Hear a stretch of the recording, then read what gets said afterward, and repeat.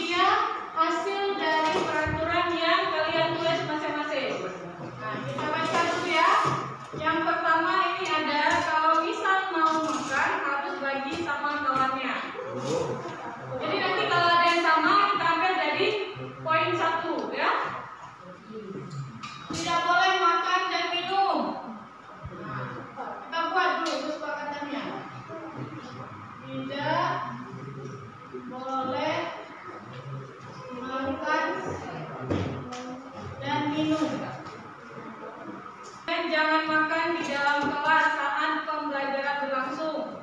Sama kayak ini ya. Tidak boleh tidur di kelas.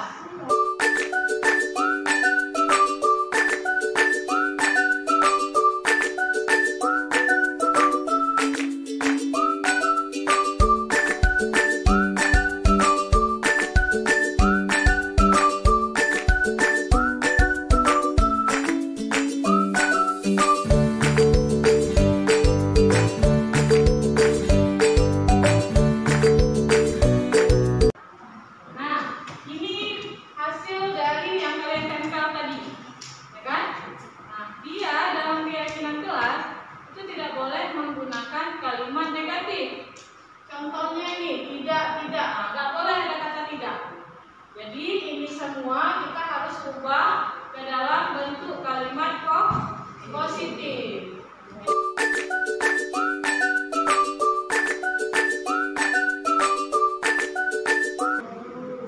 Berarti hanya boleh makan itu di jam istirahat aja di luar. Berarti selama jam pelajaran nggak boleh makan. Sepakat ini nggak boleh makan dan minum atau makan aja? Boleh minum. Makan aja. Kalau minum nanti kehausan kan? Makan saat jam istirahat. Makan saat jam istirahat.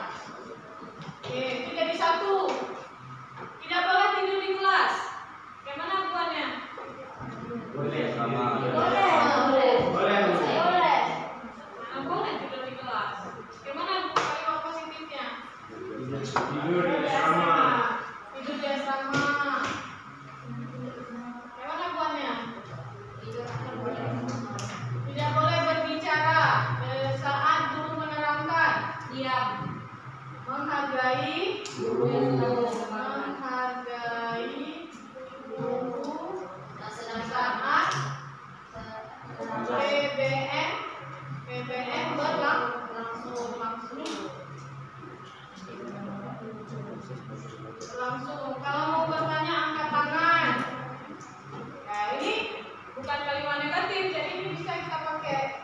Masuk kelas harus tepat waktu. Nah, ini juga bisa kita pakai. Selalu menjaga kebersihan juga bisa kita pakai karena dia tidak ada kata tidak. Nah, ini tidak boleh membuli kawan. Saling menghargai. Baik sesama teman. Tidak boleh tidur. Tidak boleh tidur di kelas. Berarti fokus. Fokus saat jam pembelajaran.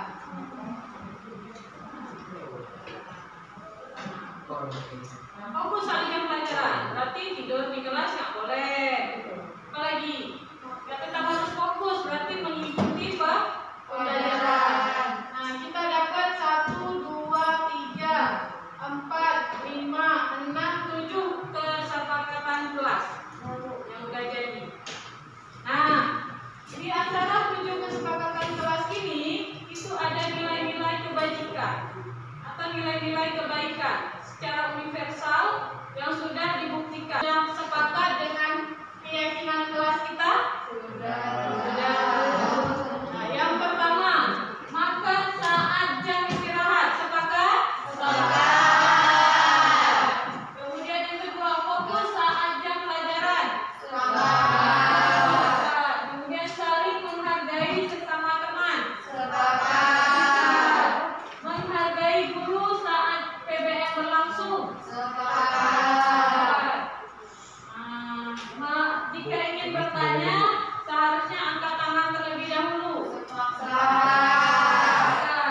Masuk kelas harus tepat waktu. Sepakat. Selalu menjaga kebersihan. Ada kecil suaranya nih. Sepakat ya? Nanti ini semua dituliskan di karton biar cantik, baru ditempel di keyakinan di kelas. Oke. Nah, tempel sini. Setiap masuk baca keyakinan kelas ini. Setiap masuk, oh ya, aku kayak mana ya hari ini? Ini dia, ada aturan yang mengikat. Kira-kira bisa? Bisa. Oke, tepuk tangan untuk kita semua. Boy masuk? Ya. Duduk, Boy. Mana kabarnya hari ini? Alhamdulillah sehat. Udah jajan tadi? Udah. Kira-kira Boy tahu nggak kenapa bukan Boy? Enggak. Enggak. Gua ada mendapat laporan bahwa beberapa guru bilang Boy tertidur di kelas saat jam pelajaran. Kenapa bisa tidur? Saya ngantuk kali, Bu. Ngantuk. Seingat Boy di pelajaran apa aja? Seingat kami di pelajaran fisika, wujud, UF. Menurut Boy itu bagus nggak dilakukan jam pelajaran? Enggak. Kan? Nah, itu tahu. Memang kita nih manusiawi ya, pasti ada buat salah. Namanya juga kita manusia, nggak sempurna kan? Nah, namun yang paling penting itu gimana caranya kita tidak mengulanginya lagi dan memperbaiki kesalahan kita, ya? Setuju nggak? Setuju. Nah, kalau gitu, Ibu tahu, pasti Boy melakukan hal seperti itu, tidur di kelas itu pasti Boy punya alasan. Nah, kira-kira apa alasannya? Atau coba ceritakan dulu, sebenarnya seperti apa kejadiannya? Kami ngantuk, Bu. Ngantuk. Kok bisa ngantuk di kelas? Karena kami setiap malam nggak ada. Main HP. Nah, jadi jam berapa bisa tidurnya? Jam 2. Jam 2. Baru kali itu, mana bisa anak sekolah tidurnya jam-jam 2. Kira-kira kita kemarin itu kan ada buat keyakinan di kelas, ya kan? Nah, menurut Boy sudah melanggar aturan keyakinan kelas kita yang mana? Tidak disiplin. Tidak disiplin. Tidak menghargai guru. Tidak menghargai guru. betul. Memang. Apa yang akan Boy lakukan biar hal itu tidak terjadi lagi? Kami nanti bakalan nggak begadang lagi. Nggak begadang lagi. Nah, padahal kita itu kan sangat penting ya dalam menjaga waktu, disiplin, dan menghormati orang lain. Kenapa? Karena disitulah kedisiplinan kita itu tidak hanya datang pada waktu. Nah, tidur malam pun harus disiplin. Kira-kira ada yang mau Boy sampaikan mengenai tidur laporan dari kelas ini? Memang murni Boy tertidur gara-gara tidak tidur malam. Ya, kami minta maaf karena kami begadang sehingga buat kami di kelas tertidur dan kami tidak akan mengulangi lagi. Kapan Boy mulai memperbaiki hal itu? Malam ini, Bu. Malam ini, ya. Berarti malam ini janji Boy tidak lagi tidur larut malam. Ya. Setelah selesai ngaji, selesai makan, ulang-ulang sebentar pembelajaran, setelah itu jam 11 bisa lah tidur kan? Nah, kalau begitu terima kasih Boy sudah datang. Ini kita bukan menghadi, tapi kita sama-sama cari solusi biar juga Boy bisa berubah, ya kan? Oke, boleh kembali ke kelas ya. Assalamualaikum warahmatullahi wabarakatuh. Perkenalkan, nama saya Muhammad Bayhaqi. Saya berasal dari kelas Al-Farabi selaku murid dari Bu Nurul. Saya merasa nyaman pada saat berdiskusi dengan Bu Nurul serta mencari solusi agar saya tidak terlambat bangun lagi dan saya tidak tidur di kelas. Saya menyadari bahwa apa yang saya buat itu salah dan saya tidak akan mengulanginya lagi karena tidur di dalam kelas itu tidak baik,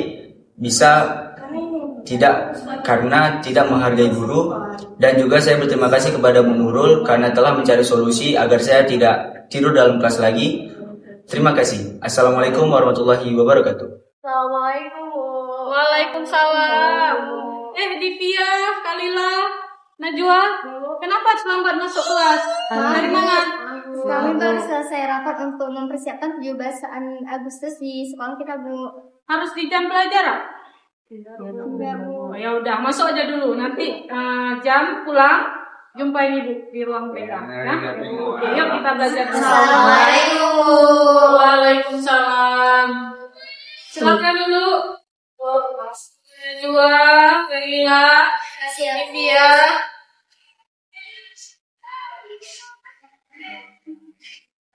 Gimana kabarnya? Alhamdulillah sehat. Sehat. Ya. Kira-kira kalian menyadari nggak apa itu panggil? Kami terlambat ke kelas, Bu. Terlambat dari kelas tadi ya? Di kelas itu sebabnya dipanggil. Aku tahu kalian sibuk kan? Ada berorganisasi, ada yang olimpiade, yang ada ikut upacara nanti. Habis itu panitia ya, panitia juga saya. Ya walaupun begitu, apakah kita boleh telat untuk berkelan? Nggak boleh, Bu. Boleh. Telat enak itu. Nanti baru bisa selesaikan kerjaan yang lain, ya kan? Jadi memang kita tahu, memang kita manusiawi, ya kan? Pasti ada kesalahan. Lumrah lah, manusia itu berbuat salah. Tapi bagaimana caranya supaya kita memperbaiki kesalahan itu menjadi lebih baik, ya kan? Aku penasaran lah, kenapa bisa terlambat kan? Coba ceritakan, mungkin ada hal yang terjadi sebelumnya di ruang kesiswaan. Dulu kami bisa dimintakan Agustus di sekolah agar berjalan dengan baik dan lancar karena banyak yang harus dipersiapkan. Oh, jadi banyak persiapannya. Makanya memang kalian ambil tadi jam pelajaran. Ya, bagus kan kalian dengan sebaiknya. Tapi alangkah baiknya juga jam pelajaran, ya kan? Karena apa? Kalau diambil jam pelajaran, konsekuensinya ya ketinggalan pelajaran itu. Nah, yang seharusnya kita bisa mengikuti pelajaran. Ya, tidak apa-apa. Nah, umum banyak lah. Kita kemarin di awal pelajaran, di awal masuk, ada kita sepakati keyakinan kelas. Ada Ya. Kira-kira dengan kasus ini, yang mana keyakinan kelas yang sudah dilanggar? Kedisiplinan. Nah, datang tepat waktu ya. Ini kalian tadi datangnya pada ibu udah mulai pembelajaran, baru datang tepat datangnya. Syukurlah anak-anak ibu ingat dengan keyakinan kelas. Nah, bagaimana caranya biar tidak lagi dilanggar atau biar tidak terjadi lagi seperti hari ini? Biar apa di luar jam pelajaran. Pelajarannya mulai sore nanti, ya kan? Nah, jadi manfaatkan waktu sebaik-baiknya, kan? Baiklah, sekarang kalau begitu boleh kembali ke asrama, bagian kuningnya jam pulang. Tapi dengan syarat atau dengan suatu keyakinan tidak boleh mengulangi lagi ya. Kalau ada apa-apa langsung kerjakan di jam di luar pelajaran. Atau minta izin dulu dengan gurunya, kan boleh. Minta izin dulu dengan gurunya, Bu, saya ada ini. Nah, itu lebih bagus dibanding tidak ada kabar apa-apa, tiba-tiba datangnya terlambat ke kelas. Terima kasih. Kalau begitu boleh sekali asal. Terima kasih ya.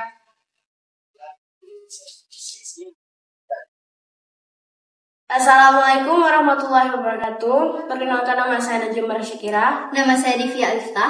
Nama saya Kaidila Aurora Tonga. Kami dari 11 Al-Farabi. Kami ingin mengucapkan terima kasih kepada Bu Nurul yang telah membantu kami dalam menemukan solusi dari permasalahan kami, yaitu datang terlambat ke kelas. Kami merasa nyaman setelah berdiskusi dengan Bu Nurul, tidak memojokkan kami, dan kami menyadari pentingnya disiplin waktu dalam berorganisasi dan menerapkan perilaku sesuai dengan kedisiplinan. Harapan kami bisa berperilaku sesuai dengan keyakinan kelas yang telah disepakati. Terima kasih Bu Nurul. Cita belajar bergerak bermakna.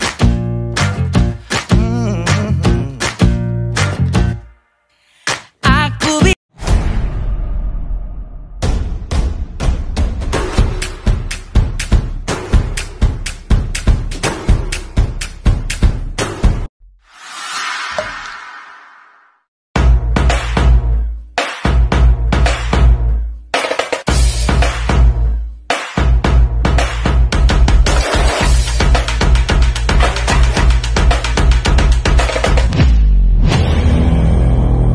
Assalamualaikum warahmatullahi wabarakatuh.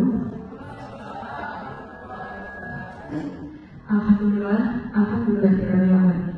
Segala puji bagi Allah yang telah memberikan kesehatan dan kesempatan sehingga kita dapat berkumpul pada ruangan yang berbahagia ini. Salawat dan salam tanpa pula kita hadiahkan kepada Nabi Muhammad SAW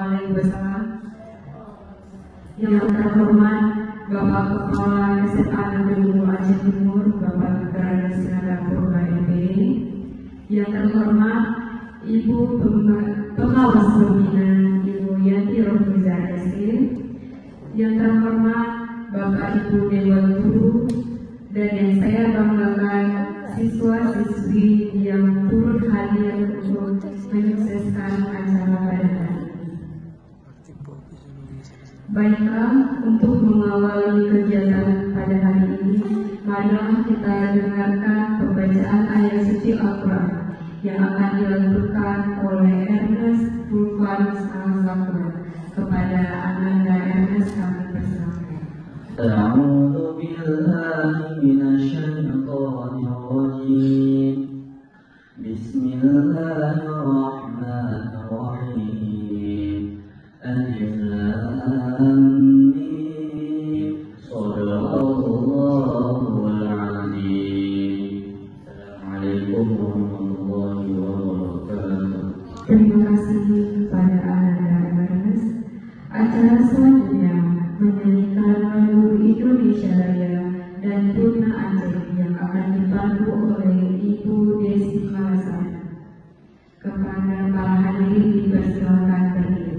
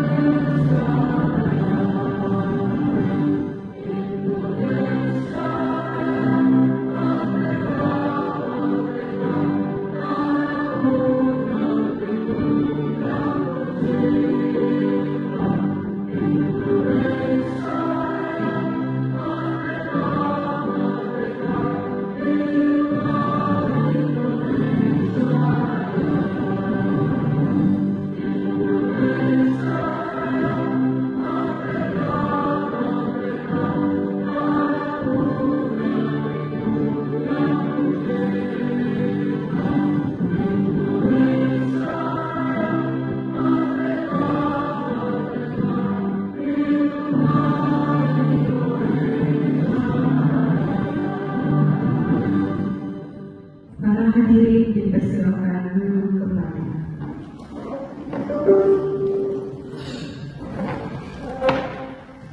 Acara selanjutnya kata-kata sambutan yang akan disampaikan oleh Bapak Kepala SMA Negeri Unggul Aceh Timur, Bapak Berada Senang Bogor. Kepada Bapak Berada Senang Bogor kami persilakan. Bismillahirrahmanirrahim. Assalamualaikum warahmatullahi wabarakatuh.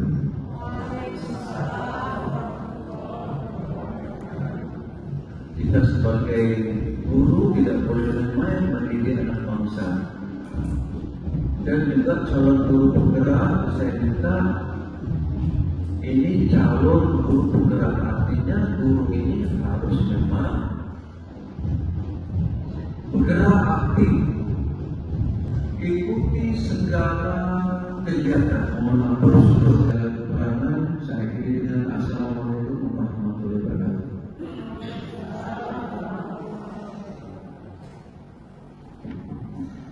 Terima kasih kepada Bapak Kepala Sekolah Bapak Berada Senang Bogor NPD. Acara selanjutnya pembacaan doa yang akan dipimpin oleh Ernest Bolia Alsanto. Kepada anak-anak yang bersilakan. Alhamdulillahirabbil alamin, hamdan syakirin, hamdan na'imin, hamdan Pembacaan doa tadi maka untuk pembukaannya telah selesai. Sekarang telah tiba pada kegiatan diseminasi budaya positif, dan kegiatan ini akan saya alihkan kepada Dewan Calon Guru Penggerak. Assalamualaikum warahmatullahi wabarakatuh.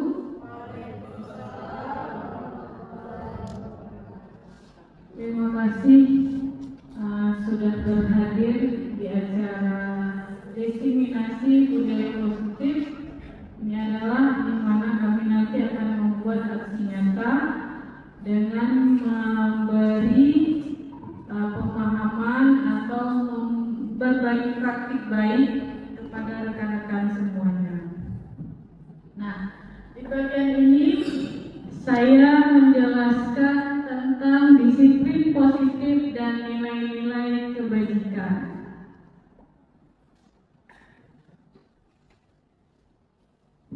Nah, kita ada sebuah peragaan. Kira-kira ada yang mau bersedia? Kita butuh dengan 2 orang. Boleh Bu Desi, silakan. Satu lagi dengan Bu Cud Anissa.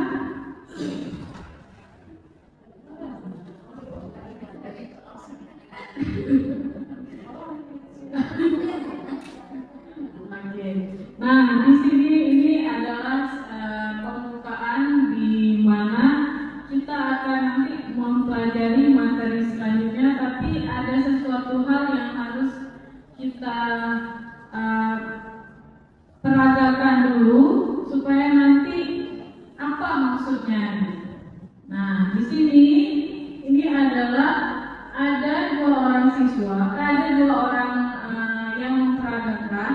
Yang satu itu menggepal tangannya dan yang satu lagi membujuknya untuk bisa membuka tangan kepalan tadi.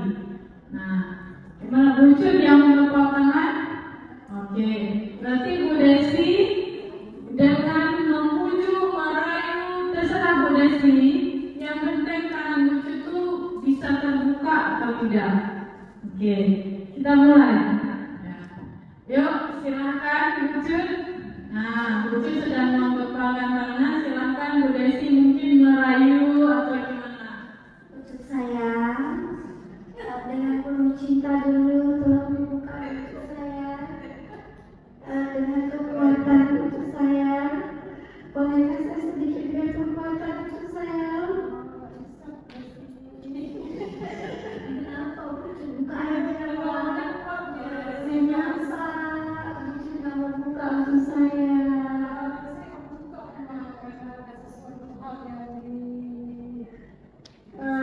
Yang ada di dalam ini dan sesuatu ada di lebih bersihkah dari persahabatan kita?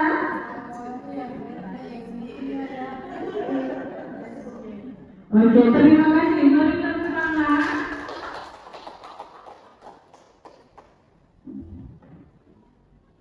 Nah, jadi apa maksudnya tadi?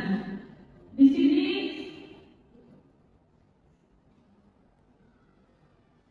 maksudnya, nah ini ada sebuah pertanyaan, nanti bisa masing-masing kita menjawab. Siapakah yang sesungguhnya memegang kontrol, yang menutup kepala tangan, atau yang berusaha dengan segala cara untuk membuka kepala tangan tersebut tadi? Nah, kira-kira yang sudah diperagakan dari Bu Cud dengan Bu Desi, siapa yang memegang kontrol? Ada yang mau menjawab? Oke, Bu Kopi. Terima kasih. Assalamualaikum warahmatullahi wabarakatuh. Dari demo yang saya lihat tadi antara Bu Cud dengan Bu Desi, sesungguhnya yang memegang kontrol itu adalah diri kita sendiri atau Bu Cud. Nah, jadi ketika kita ingin mempunyai sesuatu keputusan atau kebijakan yang ada dalam diri kita, sebenarnya adalah kita sendiri. Apakah kita mau terbujuk rayuan oleh seseorang ataupun apapun itu yang ingin membuka atau yang ingin mengetahui seperti apa kita sebenarnya. Jadi yang memegang kontrol itu adalah diri kita. Demikian. Assalamualaikum warahmatullahi wabarakatuh. Waalaikumsalam warahmatullahi wabarakatuh. Terima kasih Bu Kopi, luar biasa ya. Ya, benar sekali. Yang pemegang kendali itu adalah diri kita sendiri. Nah, dari diri kita sendiri yang memegang kendali. Maukah kita terbujuk rayu tadi dengan rayuan Bu Desi untuk membuka sesuatu yang ada sama diri kita, atau kita tutup dengan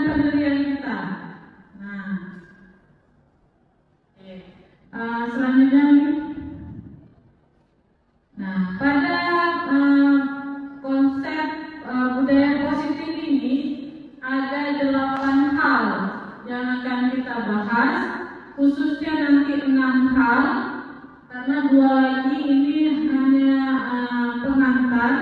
Nah, di sini ada perubahan paradigma belajar, kemudian ada disiplin positif, nilai-nilai kebajikan, kebutuhan dasar manusia, motivasi perilaku manusia, posisi kontrol guru, keyakinan kelas, dan segitiga restitusi. Nah, nanti ini akan dibahas bersama-sama dengan teman-teman yang lain.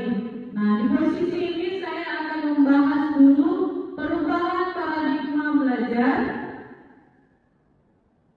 Nah, gimana sih kita ini merubah mindset kita untuk melakukan untuk berpikir lebih luas bagaimana paradigma belajar yang baru sekarang. Nah, di sini pembelajaran dengan paradigma baru merupakan pembelajaran yang dirancang berdasarkan prinsip pembelajaran berdiferensiasi. Nah, di mana semua peserta didik belajar sesuai kebutuhannya. Nah, tidak ada lagi kita paksa harus ini dikasih tugas, kemudian harus kumpul, harus siap. Nah, kita tidak boleh lagi memaksa kehendak. Karena berdasarkan tahapan perkembangan sesuai teori psikologi modern. Nah, di mana kita di sini akan menunjukkan siswa yang berkarakter sesuai dengan profil pelajar Pancasila. Nah, di kurikulum Merdeka ini yang diharapkan adalah siswa yang berkarakter sesuai dengan profil pelajar Pancasila, yaitu 6 dimensi, ada 7. Beriman, bertakwa Tuhan Yang Maha Esa, dan berakhlak mandiri, benar, kritis, kreatif, bergotong royong, dan berkebinekaan global. Nah, sikap-sikap inilah yang kita tebalkan kepada siswa-siswa kita sekarang. Jadi tidak lagi dengan era menghukum atau mengikat masing-masing. Nah, di sini ada teori kontrol, di mana kita ingin meluruskan beberapa miskonsepsi tentang teori kontrol. Nah, nanti kita bisa membandingkan antara kita dulu belajarnya seperti apa dengan pembelajaran yang sekarang. Nah, teori kontrol ini dicetuskan oleh Dr. William Glasses,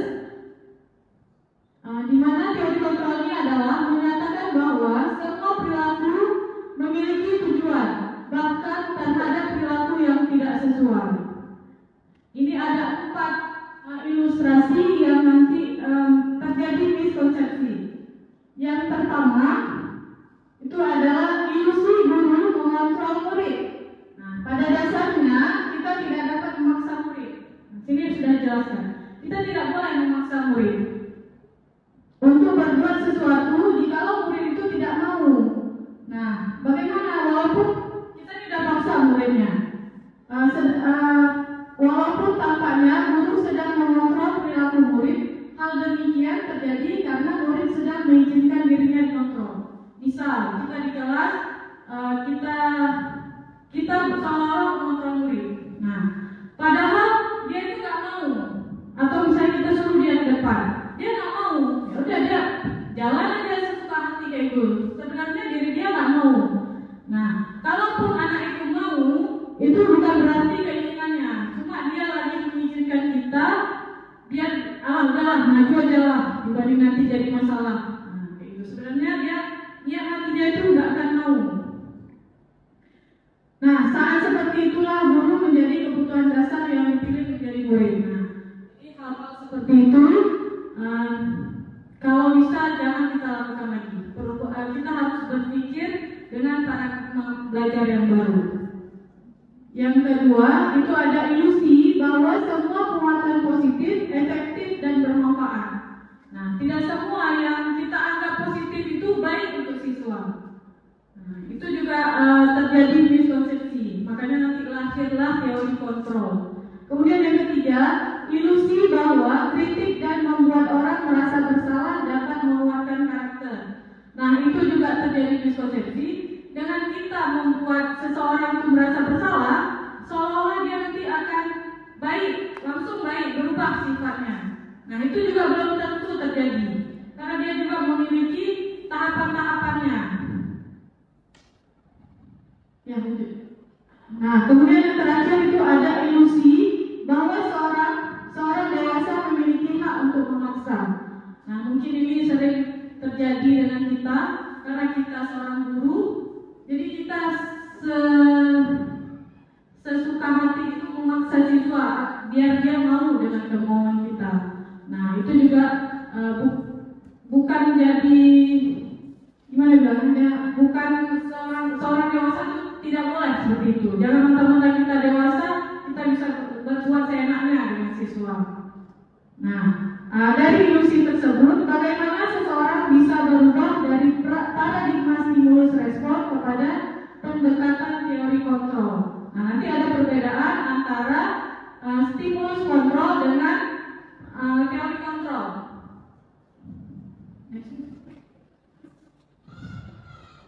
Nah, inilah perbedaan antara stimulus respon dengan teori kontrol. Nah, misalnya yang pertama itu realitas atau kebutuhan kita bersama. Nah, di teori kontrol bahwa kebutuhan kita itu berbeda. Nah, setelah itu yang kedua, semua orang melihat hal yang sama. Di teori kontrol, setiap orang memiliki gambaran berbeda. Nah, itu tidak akan sama. Seperti yang kita lihat, si A lihat begini, si B juga belum tentu sama. Kemudian kita mencoba mengubah orang agar berpandangan sama dengan kita. Itu di stimulus respon. Sementara di teori kontrol, kita berusaha memahami pandangan orang lain tentang dunia. Nah, pemahaman orang tentang dunia itu pasti berbeda-beda. The sixth learning session has begun. Kemudian perilaku buruk dilihat sebagai suatu kesalahan. Nah, itu masih sering kita lihat sekarang ya. Nah, semua perilaku memiliki tujuan. Nah, kadang-kadang ada juga yang menurut kita lihat itu perilaku buruk, tapi itu ada hal yang baik yang mempunyai tujuan. Kemudian orang lain bisa mengontrol saya. Kalau di teori kontrol, hanya Anda yang bisa mengontrol diri Anda. Nah, tadi terjawab saat kita mengepalkan tangan. Nah, siapa yang mengontrol kita? Ya diri kita sendiri, tidak bisa orang lain mengontrol kita. Kemudian pemaksaan ada pada saat rujukan gagal. Nah, ini juga sering. Kita mau sesuatu, setelah kita bujuk, ternyata nggak berhasil, akhirnya ngancam. Ini sering terjadi ya. Kemudian kalau di teori kontrol, kolaborasi dan konsensus menciptakan pilihan-pilihan baru. Nah, di teori kontrol, kalau sudah seperti itu mungkin bisa berkolaborasi, saling menukar ide atau mencari solusi bersama lah. Nah, kemudian kalau di stimulus respon itu model berpikir menang atau kalah. Nah, dia pikir bahwa menang ya kalah. Tapi kalau di teori kontrol, model berpikir menang-menang. Dia selalu menang kalau di teori kontrol. Tidak ada yang salah. Nah, sekarang kita masuk ke disiplin positif. Sebenarnya apa disiplin positif itu? Disiplin positif adalah suatu cara penerapan disiplin yang mengajarkan anak bertanggung jawab dan menumbuhkan kesadaran diri berdasarkan nilai-nilai kebajikan. Nah, kira-kira nilai kebajikan itu seperti apa? Bu Cuk, seperti apa nilai kebajikan? Kalau menurut Bu Cuk? Saling menghargai. Bentar ya, saling menghargai. Nilai kebajikan itu adalah nilai-nilai yang sudah benar. Ibu, kita lanjutkan lagi ya, yaitu materi berikutnya teori motivasi, hukuman dan penghargaan serta restitusi.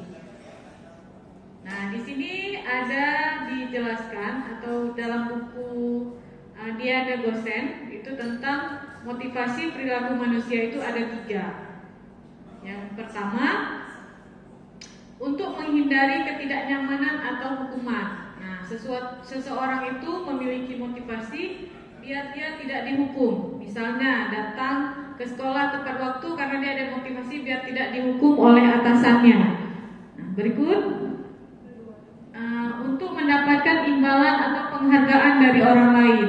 Nah, itu juga bisa juga kita contohkan seperti tadi. Begitu seorang guru itu datang, dia biar dipuji sama kawan-kawan atau dipuji sama kepala sekolah, jadi dia bisa datang cepat.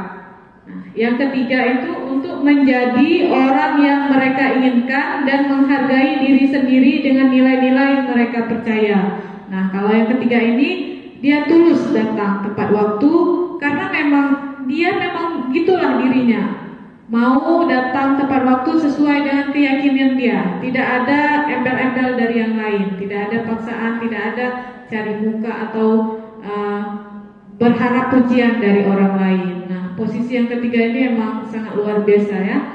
Kemudian motivasi itu adalah kekuatan internal atau eksternal. Nah, bisa dipengaruhi dari dalam maupun luar yang mendorong seseorang untuk bertindak. Motivasi dapat menghasilkan dorongan untuk mencapai tujuan atau untuk menghindari situasi yang tidak diinginkan. Nah, itu adalah dari motivasi. Next, Kak. Nah, jenis motivasi itu ada dua, ada motivasi intrinsik dan motivasi ekstrinsik. Kalau ini itu tadi berasal dari dalam diri seseorang, dorongan dari dalam diri seseorang, dan kalau eksternal itu dipengaruhi dari luar.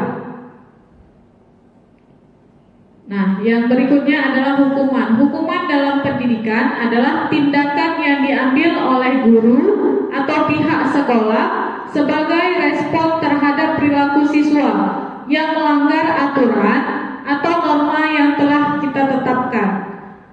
Tujuan utama hukuman adalah untuk menghentikan perilaku yang tidak diinginkan melalui tindakan yang mungkin tidak menyenangkan bagi siswa. Nah, contoh dari hukuman adalah misalnya seorang menghukum siswa dengan dia datang terlambat.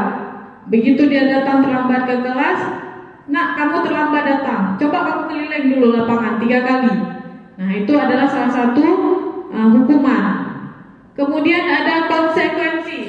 Konsekuensi adalah hasil atau akibat alami dari perilaku siswa yang dapat terjadi tanpa campur tangan guru. Konsekuensi dalam pendidikan lebih bersifat logis dan terkait langsung dengan tindakan siswa. Contohnya, lanjut Kak. Jika seorang siswa tidak menyelesaikan tugas, maka konsekuensinya nilainya nggak bagus. Nah, dia langsung mengalami. Jadi mungkin menjadi masukan juga untuk dirinya untuk terus berbuat yang lebih baik. Berikutnya adalah penghargaan. Menurut Alfikon, saat kita berulang kali menjanjikan hadiah kepada anak-anak agar berperilaku bertanggung jawab atau kepada seorang murid agar mempelajari sesuatu yang baru, kita berasumsi bahwa mereka tidak dapat melakukannya atau mereka tidak akan memilih untuk melakukannya. Nah, kemudian berikutnya adalah restitusi. Restitusi itu adalah sebuah pendekatan untuk menciptakan disiplin positif. Nah, pada disiplin positif ini restitusilah yang paling digalak-galakkan ya, di mana proses menciptakan kondisi bagi murid untuk memperbaiki kesalahan mereka sehingga mereka bisa kembali pada kelompok mereka. Nah, restitusi ini adalah sebuah pendekatan yang ditawarkan untuk menyelesaikan suatu permasalahan. Nah, adapun ciri-ciri restitusi yang membedakan dengan program disiplin lainnya, yang pertama itu restitusi itu bukan untuk menebus kesalahan, namun untuk belajar dari kesalahan. Kemudian restitusi itu memperbaiki hubungan. Nah, restitusi ini adalah tawaran yang ditawarkan, bukan dipaksa. Jadi harus gunakan restitusi itu tidak. Jadi itu sebuah tawaran. gambaran. Kemudian restitusi menuntut untuk melihat ke dalam diri. Nah, yang terakhir restitusi itu adalah fokus pada solusi. Oke, next, Kak. Nah, materi berikutnya adalah keyakinan kelas. Nah, kira-kira apa itu keyakinan? Ada yang mau berpendapat? Oh ya, silakan Bu Ramayani. Terima kasih kesempatannya. Kalau menurut saya, keyakinan itu adalah sesuatu yang kita percayai, yang datang dari diri kita sendiri, dari dalam diri kita sendiri, bukan karena faktor yang lain. Jadi kita meyakini itu dan kita jalankan itu karena dorongan dari diri kita sendiri. Nah itu, terima kasih. Oke, luar biasa sekali ya. Nah, benar. Keyakinan itu adalah nilai-nilai yang berasal dari diri kita atau nilai-nilai kebajikan yang universal, yang sudah benar. Secara umum semua orang percaya dengan nilai-nilai yang universal. Adapun proses pembentukan keyakinan kelas itu, yang pertama itu kita pasti mengajak siswa itu untuk membuat sebuah kesepakatan yang berasal dari mereka. Nah, mereka masing-masing akan membuat suatu aturan yang ya, supaya lebih enaknya kita buatlah dia di post-it gitu dah. Setelah itu baru ditempelkan. Nah, kalau masih ada menggunakan kalimat negatif, maka kita akan ubah kalimat itu menjadi kalimat positif. Oke, ini salah satu contohnya tadi yang sudah ditampilkan di papan tulis. Nah, oke Kak, next. Setelah sudah kita diskusikan atau kita buat bersama kesepakatan kelasnya, maka bisa dicetak menjadi sebuah pajangan yang diletakkan di kelas masing-masing. Salah satunya contohnya adalah keyakinan kelas dari kelas 10 Ibnu Battuta. Nah, ini sudah disepakati dan sudah bagus. Dan keyakinan kelas ini sebaiknya setiap hari, setiap akan masuk ke kelas itu dibaca-baca oleh siswanya supaya mereka ingat apa yang sudah mereka sepakati bersama.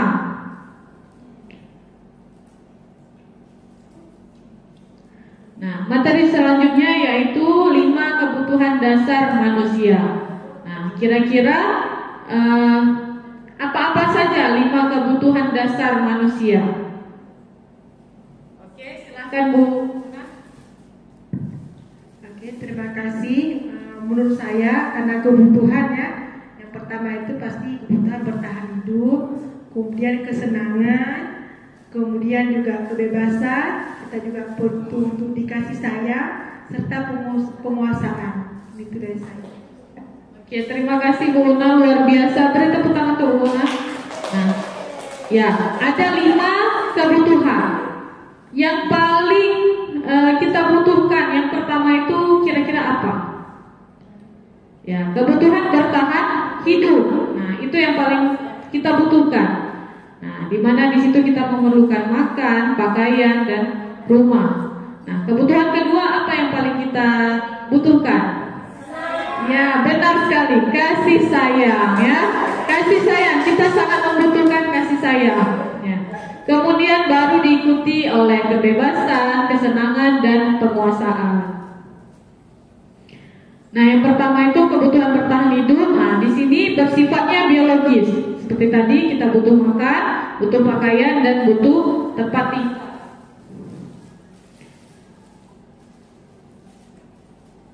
Berikutnya kebutuhan kasih sayang dan rasa diterima. Nah, di sini ini lebih ke psikologisnya, yaitu hubungan dan koneksi sosial dengan sesama kita. Akrab dengan orang tua, belajar karena suka pada gurunya. Kemudian teman sebaya sangatlah penting dan suka bekerja dalam kelompok. Nah, ini sangat kita butuhkan agar kita pun dalam bersosial itu akan aman, tentram, nyaman gitu. Berikutnya adalah kebutuhan penguasaan.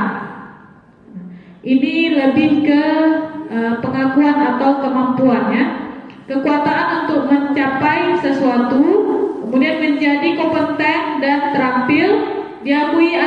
prestasi dan keterampilan. Nah, kita juga butuh pengakuan.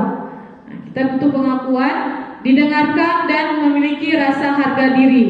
Nah, itu juga sangat kita butuhkan. Kemudian keinginan untuk meninggalkan pengaruh, mungkin pengaruh-pengaruh yang negatif ya. Iya, apalagi siswa. Kemudian penguasaan, yaitu kebutuhan pengakuan atau masih ada dia. Kita lanjutkan aja. Nah, kebebasan. Nah, yang terakhir itu kebebasan. Itu kebutuhan akan pilihan. Kebebasan itu pilihan berarti. Kemandirian dan otonomi, memiliki pilihan dan mampu mengendalikan arah hidup seseorang. Nah, kebebasan itu berarti kita sendiri yang menentukan arah hidup. Nah, pasti kita nggak mau dikekang, harus kayak gini. Nah, kita semua punya kebebasan masing-masing.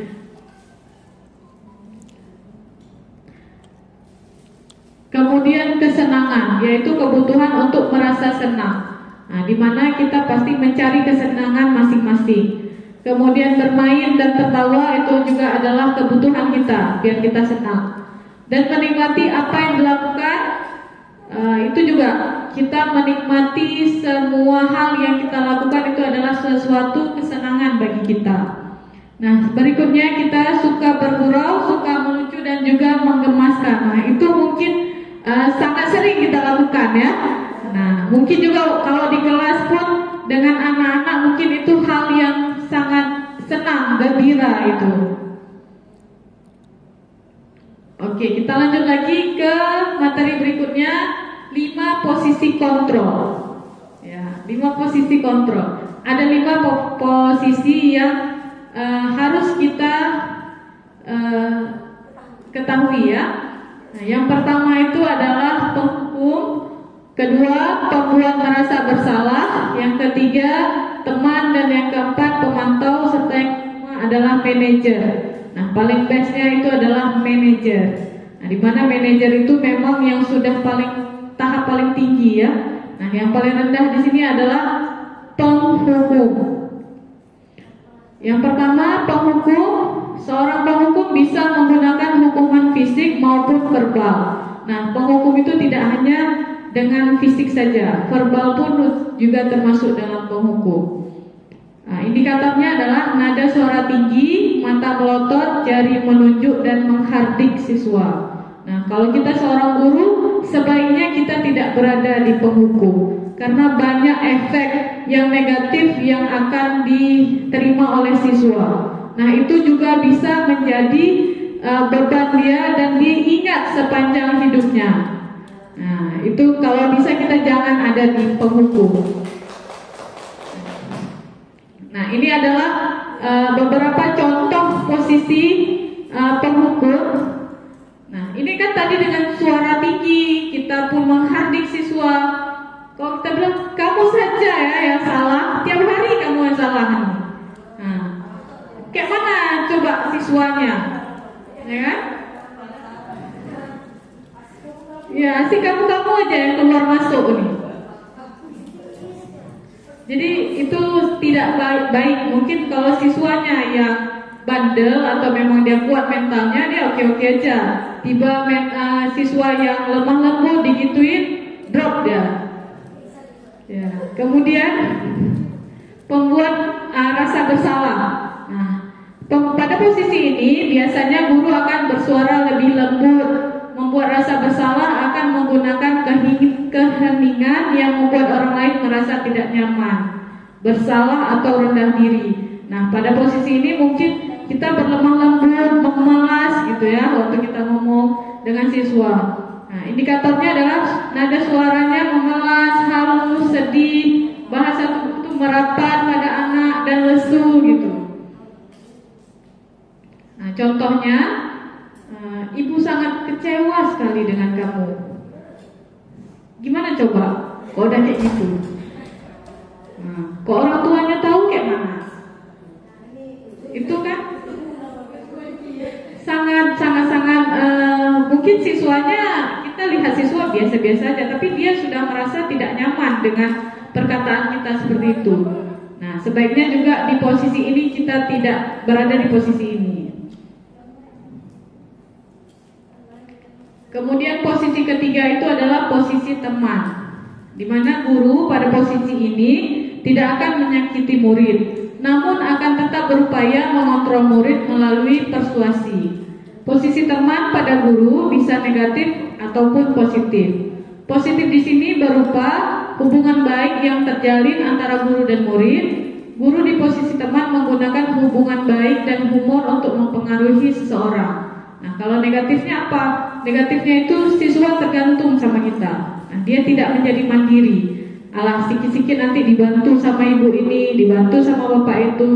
Nah, jadi dia ketergantungan dengan guru. Nah, indikatornya nada suara ramah, akrab dan bercanda, bahasa tubuhnya merapat pada murid, mata dan senyum jenaka. Mungkin ini posisinya ya seperti teman kita ya, dengan teman kita. Nah, adapun contohnya, ya sudah, kali ini tidak apa-apa, nanti ibu bantu bereskan. Nah, di situ saja sudah nampak bahwa siswa itu tergantung dengan kita, bergantungan dengan kita. Ayo bantulah demi bapak ya. Dia kayak ada sesuatu yang dia harapin, jadi baru dia mau bantu itu. Oke, next Kak. Posisi berikutnya adalah posisi pemantau. Nah, ini posisi yang keempat. Memantau berarti mengawasi. Pada saat kita mengawasi, kita bertanggung jawab atas perilaku orang-orang yang kita awasi. Nah, posisi memantau ini kita hanya memantau siswa. Nah, indikatornya suara yang digunakan juga nadanya datar, bahasa tubuhnya formal ya, sebagai pemantau gitu. Oke, contohnya peraturannya apa? Apa yang telah kamu lakukan? Sanksi atau koreksi apa? Nah, jadi kayak nanyanya datar aja, biasa aja gitu. Nah, mungkin di posisi pemantau ini lebih baik daripada tadi posisi penghukum dan merasa bersalah. Yang terakhir, posisi manajer. Nah, ini adalah posisi terakhir. Posisi di mana guru berbuat sesuatu bersama dengan murid, mempersilahkan murid mempertanggungjawabkan perilakunya, mendukung murid agar dapat menemukan solusi. Nah, di posisi ini guru dan murid sama-sama mencari solusi. Nah, di sini mungkin akan terjadi interaksi antara guru dan murid dalam menyelesaikan masalah. Nah, di sini juga siswa bisa dengan memberi pertanyaan-pertanyaan pemantik oleh guru, maka siswa itu dapat menemukan solusinya. Indikatornya ini nada suaranya tulus, bahasa tubuhnya tidak kaku dan mendekat dengan murid. Nah, lebih-lebih kalau di posisi manajer ini mungkin dengan siswa itu siswa akan lebih leluasa menceritakan masalah-masalahnya.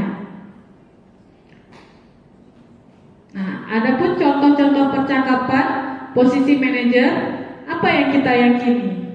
Apakah kamu meyakininya? Apa rencana kamu untuk memperbaiki hal ini? Nah, mencari solusi bersama, tidak menghardik siswa.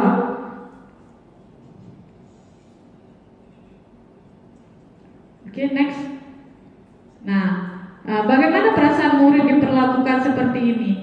Nah, pada posisi manajer, maka suara guru sebaiknya tulus, tidak perlu marah, tidak perlu meninggikan suara, apalagi menunjuk-nunjuk jari ke murid. Nah, tadi kita tidak boleh menghardik siswa. Nah, di sini karena kita sama-sama fokus ada pada murid, jadi kita fokus dengan murid, bukan untuk membahagiakan guru atau orang tua. Murid sudah mengetahui adanya suatu masalah dan sesuatu perlu terjadi. Bila guru mengambil posisi pemantau, guru akan melihat apa konsekuensinya, apa aturannya. Oke, selanjutnya, ya, ini yang terakhir ya, segitiga restitusi. Nah, tadi kita sudah bahas sedikit tentang restitusi. Restitusi itu adalah, kira-kira ada yang masih ingat? Ya, pendekatan ya, pendekatan atau suatu tawaran yang ditawarkan, solusi yang ditawarkan. Nah, segitiga restitusi adalah suatu proses dialog yang dijalankan oleh guru maupun orang tua siswa agar dapat menghasilkan menghasilkan siswa yang mandiri dan bertanggung jawab. Nah, segitiga restitusi ini bukan hanya guru saja bisa menggunakannya, tetapi orang tua juga bisa mensegitiga restitusi. Ya, seperti cerita kemarin ya. Nah, ada 3 tahapan dalam segitiga restitusi, namanya juga segitiga. Yang pertama itu ada menstabilkan identitas. Nah, menstabilkan identitas ini adalah kita lakukan di awal. Nah, kenapa kita lakukan di awal? Biar dia nyaman dulu dengan kita. Nah, kita tanya dulu dia sudah makan, sudah jajan. Nah, jadi dia merasa nyaman, kita buat nyaman lah dulu. Nah, setelah itu bisa juga kita gunakan kata-kata berbuat salah itu tidak apa-apa, karena semua orang juga pernah melakukan salah. Nah, itu salah satu kata-kata yang bisa kita gunakan untuk agar kita berpihak dulu pada siswa. Kemudian yang kedua, validasi tindakan yang salah. Nah, kalimat-kalimat yang bisa kita gunakan, kita bisa menanyakan, kira-kira apa yang kamu lakukan ini benar nggak, nak? Nah, pasti dia menjawab. Kalau memang menurut dia tidak benar, dia jawab tidak benar. Nah, di situ kita bisa memvalidasi tindakan dia salah berarti. Dan di situ juga kita bisa mencari solusi. Nah, kalau salah, kira-kira apa yang harus kamu lakukan? Nah, sebaiknya kayak. Nah, yang ketiga adalah menanyakan keyakinan. Nah, setelah sudah tadi menstabilkan identitas, sudah nyaman, dia sudah menceritakan masalahnya, kemudian sudah kita validasi salah ternyata. Nah, keyakinan yang kita tanya, kira-kira keyakinan apa yang sudah kamu langgar, nak? Nah, itu. Nah, sudah dibilang, oh Bu, ini keyakinannya. Nah, keyakinan itu kan sudah kita sepakati sebelumnya di kelas. Nah, kira-kira gimana kamu memperbaikinya? Nah, itu bisa solusi. Nah, itu mungkin bisa menjadi solusi untuk dia dan bisa membuat dia berubah. Nah, berikutnya adalah kata-katanya tadi, yaitu menanyakan keyakinan. Apa keyakinan kelas yang kita percayai, atau apa keyakinan kelas yang sudah dilanggar? Nah, kira-kira keyakinan apa yang belum kamu tunjukkan? Nah, itu juga salah satu ucapan-ucapan yang bisa kita tanyakan ke siswa. Oke, terima kasih. Inilah yang bisa saya bagikan kepada Bapak Ibu semuanya dalam diseminasi budaya positif di modul 1.4, yaitu tentang budaya positif. Nah, tadi ada 8 yang kita bahas dari awal hingga akhir. Nah, di segitiga restitusi ini saya sudah pernah membuat video atau merestitusikan siswa yang berkasus dengan menggunakan prinsip segitiga restitusi. Nah, alhamdulillah setelah saya lakukan dan itu berhasil. Nah, dan siswanya juga sudah berubah dan menyadari bahwa itu melakukan kesalahan. Terima kasih saya ucapkan sekali lagi atas partisipasinya untuk hadir pada hari ini. Saya Nurul Hajjah, CGP Angkatan 11 dari SMA Negeri Unggul Aceh Timur, Kabupaten Aceh Timur. Undur diri. Assalamualaikum warahmatullahi wabarakatuh.